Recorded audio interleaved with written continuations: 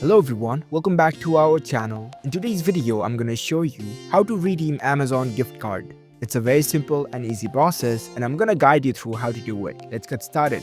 First of all, on your phone, launch the Amazon shopping app. After you are in the app, make sure that you are logged in with your account.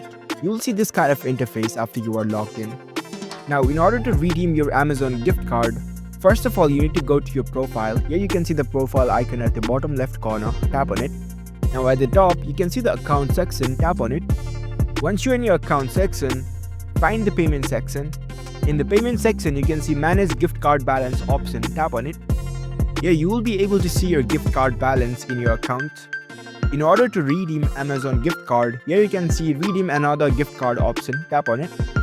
If you have the physical gift card, you can even scan the QR code from here, or you can simply enter the claim code over here. Enter the gift card code and after that, tap on apply to your balance option and you will be able to redeem your Amazon gift card. So that's it. If you found this video helpful, don't forget to give this video a thumbs up and subscribe to our channel for more tech tips. Thank you for watching.